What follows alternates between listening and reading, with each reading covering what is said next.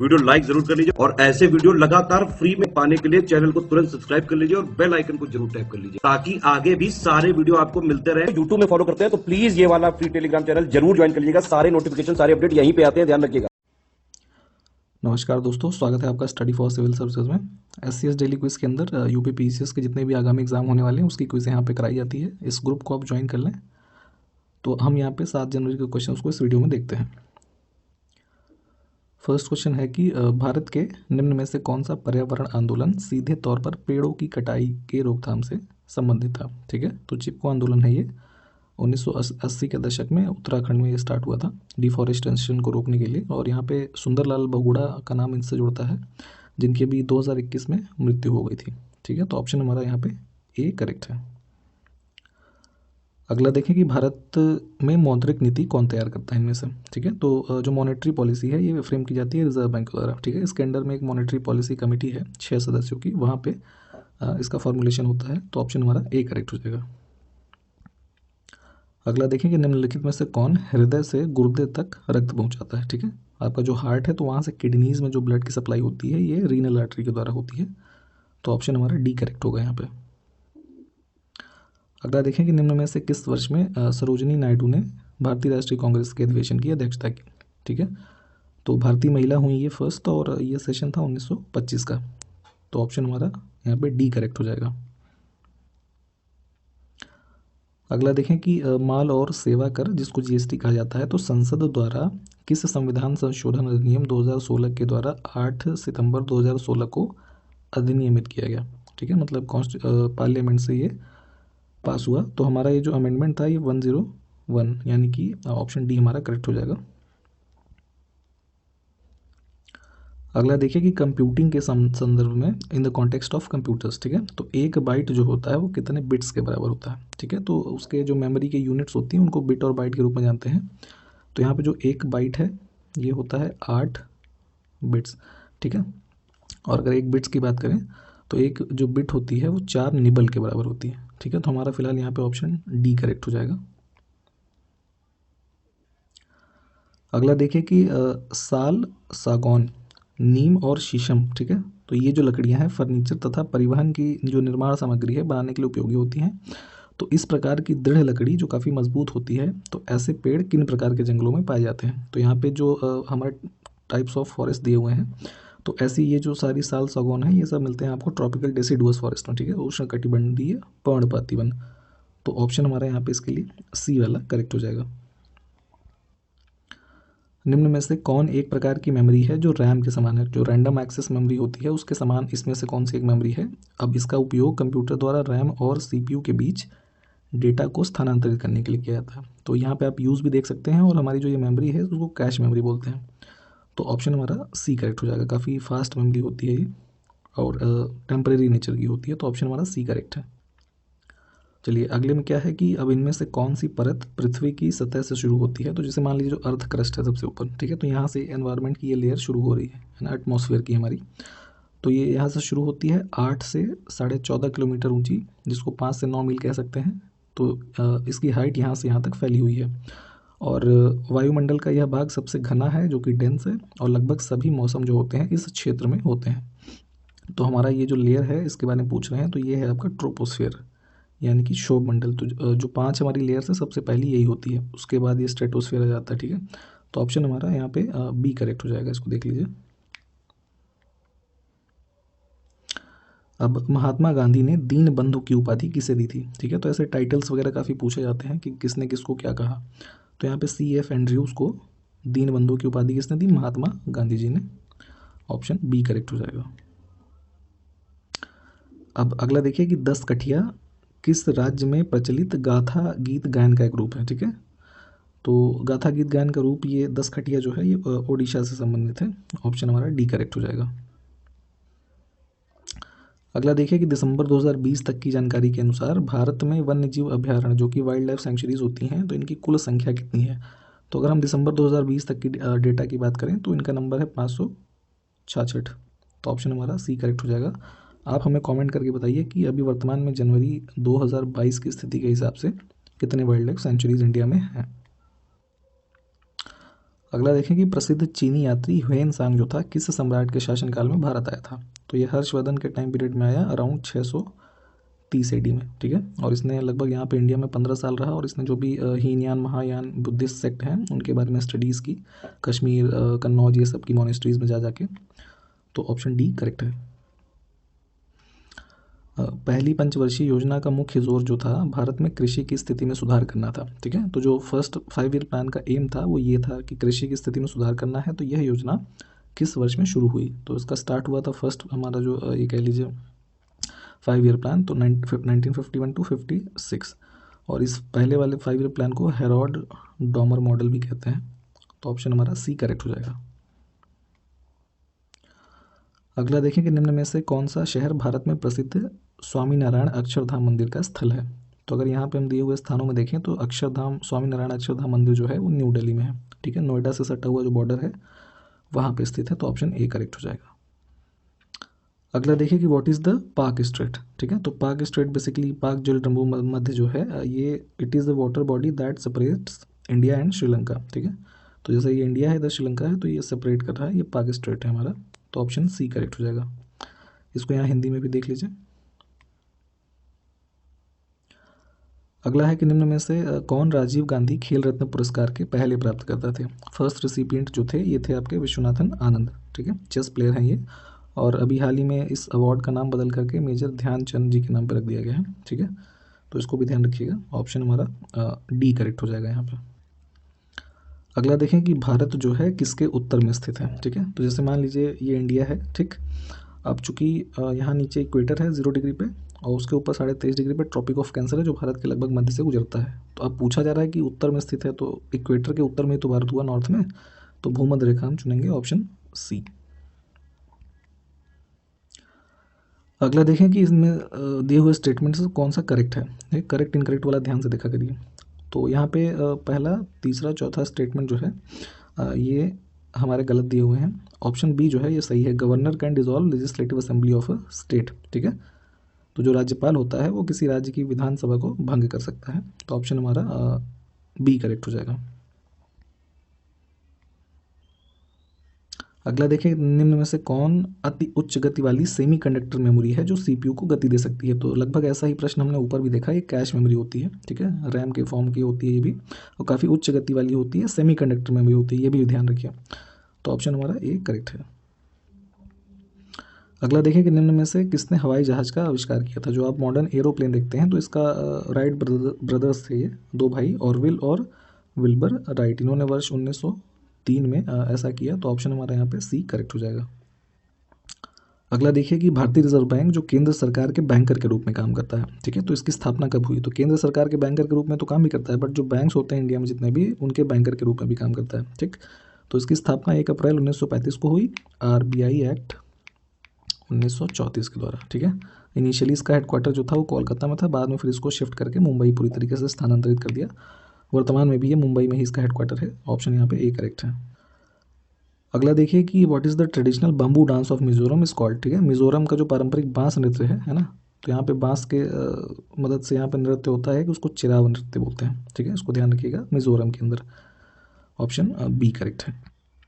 अगला देखें कि 17वीं लोकसभा के लिए कितनी महिला उम्मीदवार चुनी गई, ठीक है। तो जो हमारी 17वीं लोकसभा भी चल रही है 2019 से 2024 तक चलेगी, ठीक है। तो जब 19 में आम चुनाव हुए थे लोकसभा के तो उसमें 78 जो महिला उम्मीदवार थी वो इलेक्ट हुई थी। तो ऑप्शन हमारा डी करेक्ट होगा, अब तक का सबसे सर्वाधिक संख्या है। अगला देखेंगे चक्रवात का केंद्र जो होता है वो शांत क्षेत्र होता है। तो जैसे मान लीजिए कुछ चक्रवात ऐसे फॉर्मेशन होता है ना, ऐसे गोल गोल घूमता है, ठीक है।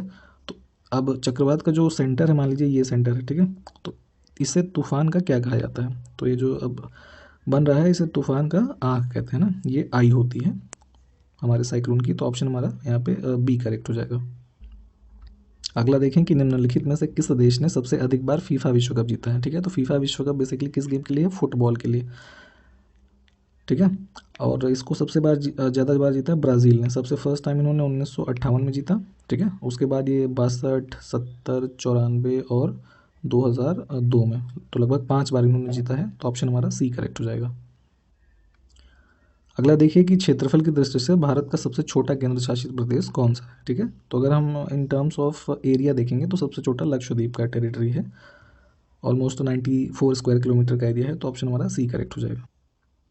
अगला देखिए कि इनमें से किसने हिंदुस्तान रिपब्लिकन एसोसिएशन के एक महत्वपूर्ण सदस्य थे जिन्होंने अपने सहयोगियों के साथ काकोरी में ट्रेन डकैती को अंजाम दिया था, ठीक है। तो जो काकोरी ट्रेन डकैती हुई थी, तो उसमें ये अशफाक उल्ला खान जो है, यहाँ पे ये एक महत्वपूर्ण उन्होंने रोल निभाया और ये डकैती जो लखनऊ के पास काकोरी स्टेशन था वहाँ के आसपास ये हुई, तो ऑप्शन हमारा सी करेक्ट हो जाएगा। और अभी हाल ही में ध्यान दीजिएगा कि जो काकोरी ट्रेन कांड कह लीजिए उसको बोलते हैं प्रचलित है, तो यूपी गवर्नमेंट ने इसका नाम चेंज करके इस इवेंट को बोला है काकोरी ट्रेन एक्शन, ठीक है। तो इसको भी ध्यान रखिए, आपसे पूछा जा सकता है आगे, तो ऑप्शन हमारा सी यहाँ पे करेक्ट था।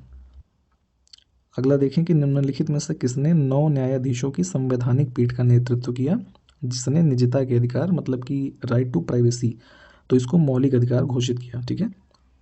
तो अभी कुछ वर्षों पहले ये जजमेंट आया जिसमें जे.एस. कहर जो थे तत्कालीन चीफ जस्टिस ऑफ इंडिया थे, तो ये उस 9 जजेस की कॉन्स्टिट्यूशनल बेंच के हेड थे और इन्होंने राइट टू प्राइवेसी को एज अ फंडामेंटल राइट घोषित किया है, तो ऑप्शन हमारा ए करेक्ट हो जाएगा यहाँ पे। अगला देखें कि दलाई लामा ने किस वर्ष भारत में प्रवेश किया और शरण ली, ठीक है। तो 1959 में चाइना ने अनेक्स किया था तिब्बत के रीजन को, ठीक है। तो तभी उसके बाद ये धर्मशाला में आ गए थे और यहाँ पे इन्होंने शरण ली, असाइलम में रह रहे हैं तब से, तो ऑप्शन हमारा यहाँ पे बी करेक्ट हो जाएगा। और अभी हाल ही में चाइना ने कहा है कि अब जो दलाई लामा के बाद कौन उनके सक्सेसर होंगे या क्या होंगे, इससे उनका कोई वाता नहीं, मतलब नाता नहीं है, ठीक है। तो ऑप्शन हमारा बी फिलहाल यहाँ पे करेक्ट है। अगला देखें कि भारत और पाकिस्तान के स्वतंत्र राज्यों के निर्माण की देख रेख करने वाले भारत के अंतिम वायसराय कौन थे, ठीक है। तो चूंकि जब पार्टीशन हो गया इंडिया और पाकिस्तान का, तो उस टाइम पे तत्कालीन जो इंडिया के वायसराय थे लॉर्ड माउंटबेटन, ठीक है। तो वो ही इसको ओवरसॉ करिए, तो ऑप्शन हमारा यहाँ पे बी करेक्ट हो जाएगा। अगला देखिए कि जुलाई 2018 में यूरोपीय अंतरिक्ष एजेंसी के एक एक्सप्रेस ऑर्बिटर पर एक रडार का उपयोग करके किस ग्रह पर तरल पानी का एक स्थिर निकाय पाया गया था, ठीक है। तो जुलाई 2018 की घटना, यूरोपियन स्पेस एजेंसी का एक ऑर्बिटर है, तो ऑनबोर्ड जो रडार था उसने लिक्विड बॉडी एक फाउंड करी मंगल ग्रह पर, ठीक है। तो ऑप्शन हमारा यहाँ पे ए करेक्ट हो जाएगा। अगला देखिए कि विभिन्न विद्युत सुरक्षा उपकरणों में विद्युत धारा के ऊष्मीय प्रभाव पर आधारित एक को क्या कहा जाता है, ठीक है। Among various electrical safety devices one based on heating effect of electric current, तो इसको बोलते हैं फ्यूज़, ठीक है। जैसे फ्यूज़ घरों में लगा होता है तो उसमें एक पतली सी वायर होती है, ठीक है। तो वहाँ पे वो बेसिकली हीटिंग इफेक्ट के लिए होता है, जब कभी जैसे वो ज़्यादा हीट हो जाता है तो तार जो है ब्रेक हो जाती है, तो सप्लाई शॉर्ट सर्किट ना हो इसके लिए वो सप्लाई वहाँ से फिर ब्रेक हो जाती है ताकि जो भी हमारे डिवाइसेज हैं उनको बचाया जा सके, तो ऑप्शन हमारा ए करेक्ट है। अगला देखिए कि निम्नलिखित में से कौन सा पार्क यूनेस्को की विश्व विरासत सूची में भारत का पहला मिश्रित विश्व धरोहर स्थल है, ठीक है। तो जो यूनेस्को की वर्ल्ड हेरिटेज लिस्ट होती है उसके अंदर इंडिया की first mix world heritage site जो है उसका नाम है कंचनजंगा राष्ट्रीय उद्यान, ठीक है। तो ऑप्शन हमारा यहाँ पे डी करेक्ट हो जाएगा। अगला देखिए कि भारत के संविधान के अनुच्छेद 80 के अनुसार राज्यसभा की अधिकतम संख्या कितनी हो सकती है, ठीक है। तो राज्यसभा के जो मेंबर्स हैं उनका मैक्सिमम जो स्ट्रेंथ हो सकती है वो आर्टिकल 80 के अनुसार कॉन्स्टिट्यूशन में लिखी है 250, ठीक है, जिसमें कि 12 नॉमिनेटेड मेंबर्स भी होते हैं राष्ट्रपति के द्वारा, तो ऑप्शन हमारा बी वाला करेक्ट हो जाएगा। अगला देखें कि ऑपरेशन फ्लड निम्नलिखित में से किससे संबंधित है, ठीक है। तो भारत में एक ऐसा इनिशिएटिव हुआ ऑपरेशन फ्लड, संबंधित है भारत के डेयरी उद्योग से, वर्गीस कुरियन वगैरह का नाम आपने इसके बारे में काफ़ी पढ़ा होगा, जो इसके प्रणेता रहे वो, तो ऑप्शन हमारा यहाँ पे सी करेक्ट हो जाएगा, ऑपरेशन फ्लड, जो वर्ल्ड रिवोल्यूशन भी कहते हैं मिल्क के लिए।